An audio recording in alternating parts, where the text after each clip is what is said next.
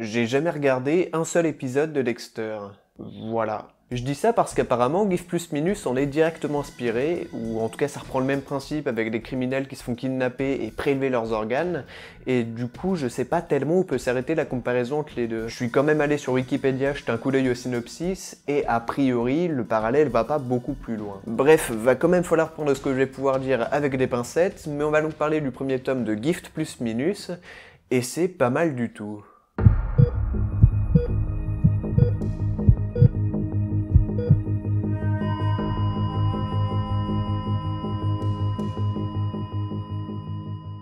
Gift plus Minus, qu'à partir de là tout de suite maintenant on va juste appeler Gift, est un thriller original de Yuka Nagate, encore en cours au Japon avec 6 tomes, et dont le premier est arrivé chez nous le 26 janvier 2017 aux éditions Komiku. Le deuxième volume est déjà sorti, puisque je tourne cette vidéo en retard, ça coûte 8,50€, et je sais pas ce que Komiku ont avec les séries américaines de médecine, mais entre temps ils ont aussi annoncé un Dr House féminin. On verra ce que ça donne, et pour revenir sur Gift, on va commencer par un petit résumé. Le docteur Takuma Nabusa, ancien médecin d'un grand hôpital viré suite à une querelle avec un supérieur, se retrouve à faire des opérations clandestines dans sa petite clinique. Il se charge essentiellement de patients qui ont besoin d'une greffe d'urgence, et pour faire ça, il a des contacts qui lui permettent d'avoir ce qu'il lui faut rapidement. Mais c'est aussi un homme qui a le regard tourné vers le passé, à la recherche d'une de ses anciennes patientes, Tamaki Suzuhara, dont il n'arrive pas à retrouver la trace, alors que c'est rigolo parce que là elle est juste en face de ta boutique, ouais là, juste ici, à 2 minutes près vous vous serez croisés.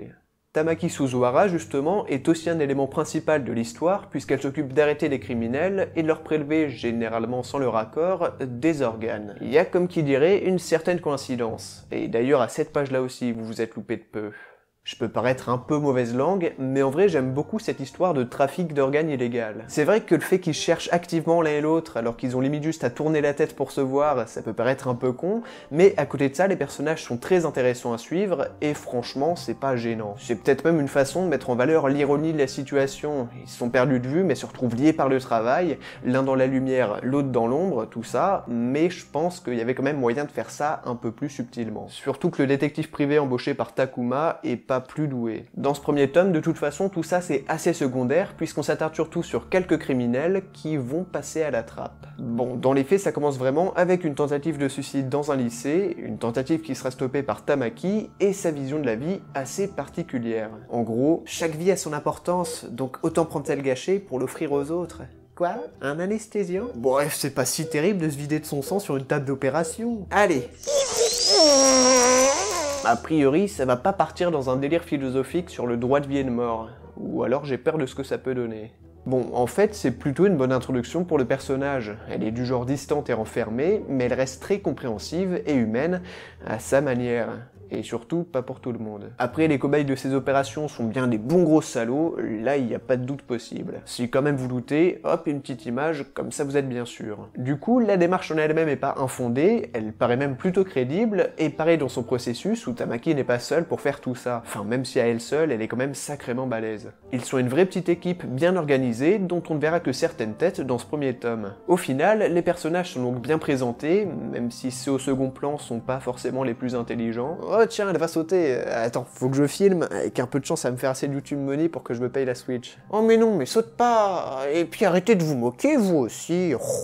Ça pose les prémices de tout un trafic qui va sans doute être mieux mis en lumière par la suite, et il y a des petites sous-intrigues ici et là qui permettent de bien comprendre à quoi on a affaire, et puis surtout graphiquement, ça tue. Nagate avait déjà bossé sur un spin-off de Hokuto no Ken, et sur d'autres trucs aussi, mais que je connais pas et qui sont pas arrivés en France. On le connaissait donc déjà un peu dans le milieu, mais personnellement, j'aurais bien aimé le découvrir plus tôt. C'est un style très réaliste, minutieux, appliqué, qui m'a fait penser à des trucs comme Coq de combat, et il y a vraiment pas une seule page qui manque de petits détails. C'est un vrai bonbon pour les yeux, et ça colle très bien au registre assez sombre du manga. Bref, ça fait le café. Et voilà comment je vais conclure ce premier retour. Gift, c'est un manga qui fait le café.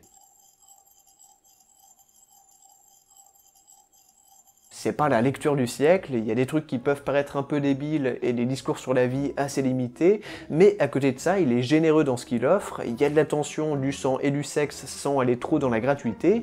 c'est cool. Bien évidemment, c'est pas mettre entre toutes les mains, et d'ailleurs vous avez un petit extrait en description si vous voulez vous faire votre propre avis, mais en tout cas, si c'est votre genre de truc, et bah c'est du bon, je vous le recommande. J'espère que cette vidéo vous aura plu, n'hésitez pas à y laisser le petit pouce bleu, un commentaire pour faire part de votre propre premier retour et la partager sur les réseaux sociaux si c'est le cas. J'ai aussi un Tipeee, peu importe la somme, c'est votre soutien qui compte, et puis c'est franchement plus sympa que de se faire prélever un petit rein sans rien dire. Merci de m'avoir écouté jusqu'au bout, bonne lecture et à la prochaine, ciao.